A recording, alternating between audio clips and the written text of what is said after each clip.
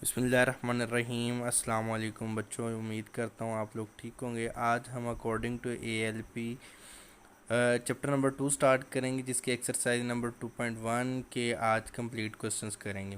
Question शुरू करने से पहले गुजारिश है कि जो स्टूडेंट्स इस चैनल पर नए आए हैं वो इस चैनल को सब्सक्राइब करें, साथ ही लगे बेल आइकन को भी दबा दें ताकि हमारी हर नई आने वाली वीडियो का नोटिफिकेशन आप तक सबसे पहले पहुँचे।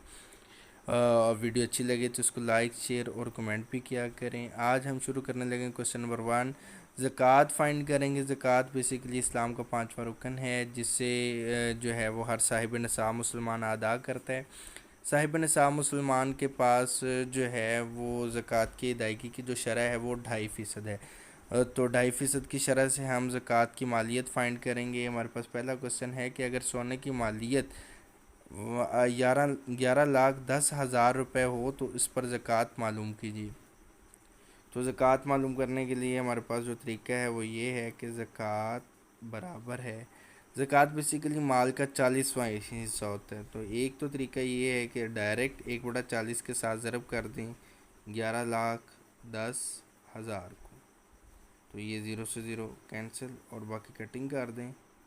4 2 8 9 10 11 3 31 बन गया। 4 7 28 29 30 31 30 और 4 7 28, फिर 2 बच गया 20 बन गया और 4 5 20 और ये ज़ीरो ऊपर आ गया। तो इस तरह से ज़कात की जो अदायगी की रकम है वो हमारे पास बनती है 27,750, यानी 11,10,000 रुपये की मालियत पर ज़कात आपकी बनती है 27,750 रुपये। और इसी तरह इसका जो दूसरा मेथड है वो ये है कि ज़कात को ज़रब कर दें 2.5% के साथ, ज़रब 11,10,000। तो बेसिकली मेथड ये भी वही है। पहले हम 2.5 और इसका फ़ीसद ख़त्म कर देते हैं, ज़रब 11,10,000 के साथ, ये 2 ज़ीरो के साथ 2 ज़ीरो कट गए, बाकी भाई ये 2.5 मल्टीप्लाई बाई 11 और 10 ज़ीरो और 11,100 को 2.5 के साथ ज़रब करने के लिए हम इसका इशारिया कट कर देते हैं, बट्टे में 10 आ गया, ज़ीरो से ज़ीरो कट गया, बाकी जो हमारे पास बच गया वो है 25 ज़रब 11 11,110 को 25 से ज़रब करेंगे तो ये हमारे पास आ जाएगा 27,750 रुपये। अगर आप कैलकुलेटर पे करें तो ये आपको आसानी से आंसर मिल सकता है। तो नेक्स्ट है जी हमारे पास इसी तरह क्वेश्चन नंबर 3, जो कि अकॉर्डिंग टू ALP है कि 10 तोला सोना और 40 तोला चांदी पर ज़कात की रकम मालूम कीजिए, जबकि सोने की कीमत 40,000 रुपये फ़ी तोला और चांदी की कीमत 5,000 रुपये फ़ी तोला है। सबसे पहले हम फाइंड करेंगे कि सोने और चांदी की मालियत कितनी है, फिर हम उस पर ज़कात फाइंड करेंगे। तो सबसे पहले हम करते हैं जी हल। सोने की मालियत सोने की मालियत कितनी है जी 10 तोला, और फ़ी तोला जो है वो सोने की कीमत क्या है 40,000 रुपये। तो इस तरह से सोने की मालियत 10 से ज़रब खाएगा तो ये डायरेक्ट 4 लाख हो जाएगा। चांदी की मालियत क्या है जी, चांदी की मालियत बराबर है 40 और तोला है और फ़ी तोला रेट है जी 5,000 रुपये। तो ये हम ज़रब करेंगे तो 4 5 20 और ये 3 ज़ीरो और एक ये ज़ीरो, तो ये भी जी 2 लाख रुपए इसकी मालियत बन गई। तो कुल मालियत कितनी होगी, कुल मालियत यानी सोने की मालियत जमा चांदी की मालियत, और वो हमारे पास सोने की मालियत कितनी है जी 4 लाख जमा 2 लाख, टोटल हमारे पास बनेगी 6 लाख। इस पर हम लोगों ने ज़कात फाइंड करनी है। ज़कात बराबर है, तो बच्चों आसान यही है कि 1/40 के साथ ज़रब कर दें 6 लाख को, तो ये ज़ीरो से ज़ीरो कट गया, बाकी 4 पे काट दें 4 एकम 4, 2 बच गया 20, 4 5 20, और ये बाकी जो हैं वो 3 ज़ीरो ऊपर आ जाएंगे। 1 4 5 20 और 1 ज़ीरो 2 ज़ीरो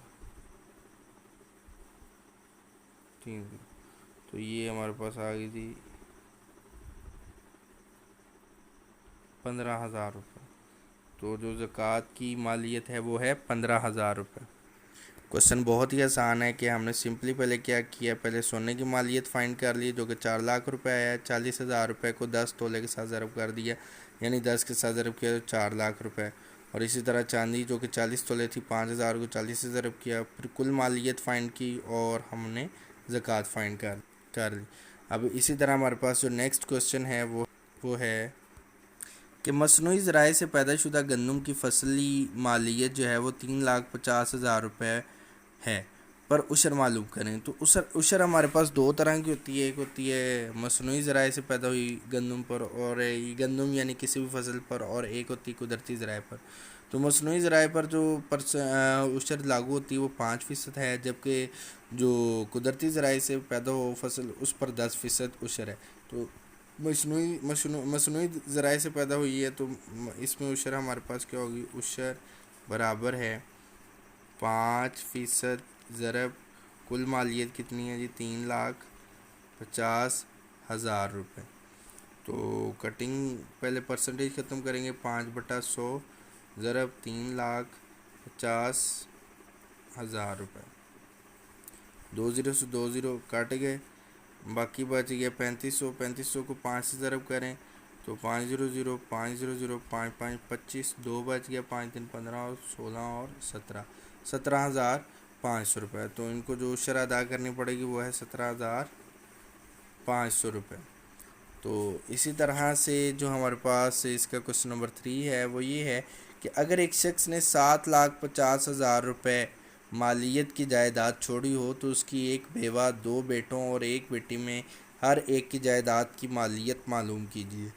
तो सबसे पहले हम बेवा का हिस्सा फाइंड करेंगे, लेकिन बेवा का हिस्सा फाइंड करने के लिए एक बात ध्यान में रखें कि अगर औलाद हो तो बेवा का हिस्सा जो है वो 1/4 है, और अगर औलाद ना हो तो फिर बेवा का जो हिस्सा है वो अगर औलाद हो तो फिर बेवा का जो हिस्सा है वो है 1/8। तो इस केस में हम देख सकते हैं कि जो बेवा है उस की औलाद है, तो इसलिए बेवा का जो हिस्सा है वो 1/8 होगा। तो सबसे पहले हम बेवा का हिस्सा निकालते हैं। बेवा कहते हैं जो उसकी विडो हो, मर जाने वाले की बीवी हो। तो बेवा का हिस्सा बराबर है 1/8 ज़रब 7,50,000 रुपये, जो टोटल मालियत है उसके साथ डिवाइड कर दी। 8 एकम 8, 8 9 72, 73 74 75, 3 बच गया, 30 बन गया, 8 3 24, और 30 में से 24 गया, बाकी 6 बच गया, 60 बन गया, 8 7 56, 4 बन गया, 8 5 40, और ये ज़ीरो पर आ गया। तो इस तरह से जो बेवा का हिस्सा है वो हमारे पास आ गया 93,750 रुपये।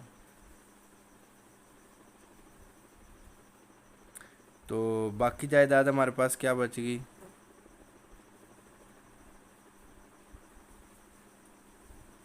बेवा का हिस्सा निकालने के बाद माइनस कर दें। 7,50,000 में से 93,750 रुपये माइनस कर दें तो हमारे पास आता है जी 7,50,000 में से 93,750 माइनस करें तो ज़ीरो में से ज़ीरो, 10 में से 5 गया तो 5, और इधर रह गया 9, 9 में से 7 गया तो 2, और इसी तरह इधर भी रह गया 9, 9 में से 3 गए तो 6, 4, 4 में से 9 नहीं निकलता तो 14 में से 9 गए तो बाकी बच गया 5, और इधर बच गया 6। तो 6,56,250 रुपये बाकी जायदाद बच गई।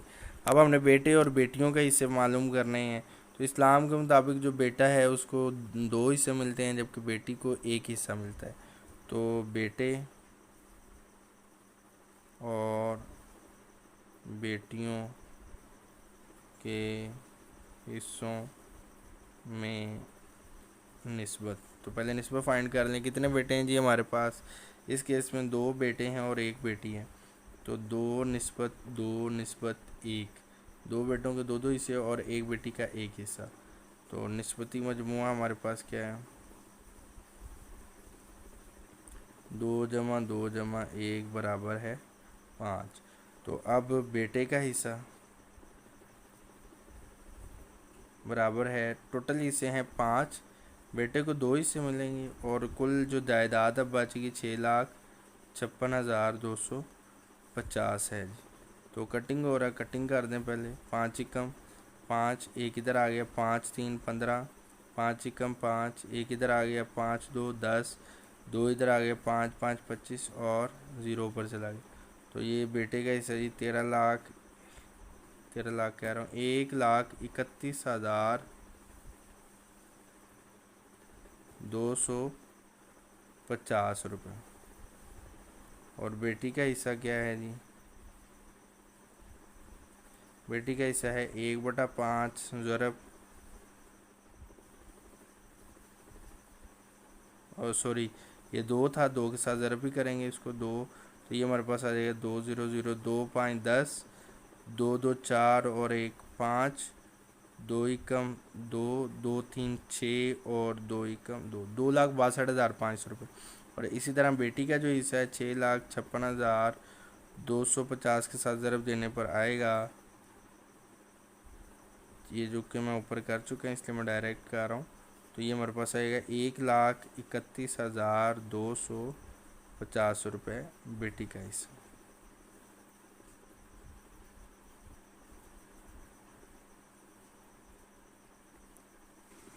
इसी के साथ बच्चों हमारे पास जो नेक्स्ट क्वेश्चन है वो है हमारे पास क्वेश्चन नंबर 9। क्वेश्चन नंबर 9 हमारे पास है जी, अगर एक शख्स ने अपने पीछे एक बेवा और 15 लाख रुपए की मालियत छोड़ी हो तो उसकी बेवा के हिस्से की मालियत मालूम कीजिए। तो जैसा मैं पहले अर्ज़ कर चुका हूँ कि इस केस में बेवा की कोई औलाद नहीं है, तो अदम औलाद की मौजूदगी में जो बेवा का हिस्सा होगा वो 1/4 होगा। 1/4 ज़रब 15 लाख, तो 4 एकम 4, कटिंग कर दें, 4 3 12, 13 14 15, 3 इधर आ गए, 4 7 28, 2 बची, 4 5 20 और बाकी ये जो 3 जीरो हैं ये ऊपर आ गए। तो बेवा का हिस्सा है जी 3,75,000 रुपये। ये छोटा सा क्वेश्चन था। इसके बाद है जी हमारे पास क्वेश्चन, अगर एक शख्स ने अपने पीछे एक बेवा और 2 बेटे छोड़े हों तो उसकी वरासी मालियती 20 लाख रुपए में से हर एक के हिस्सा की मालियत मालूम कीजिए।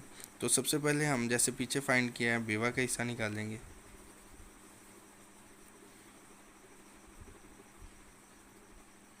औलाद हो तो बेवा का हिस्सा है 1/8 ज़रब 20 लाख, 8 2 16, 4 बचा, 8 5 40, 0 0 0 0। तो ये आ गया जी 2,50,000 रुपये जो है वो बेवा का हिस्सा है। बाकी मालियत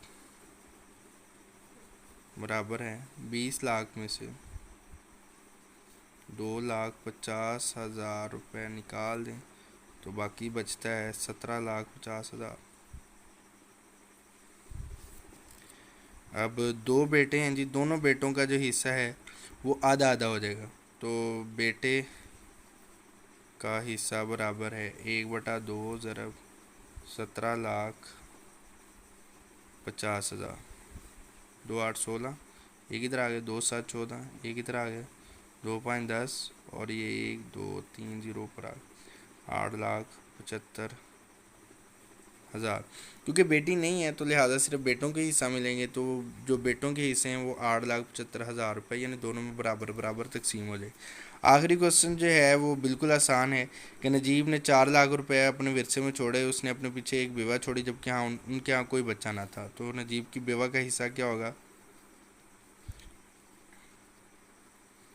बेवा का हिस्सा औलाद नहीं है तो 1/4 ज़रब 4 लाख,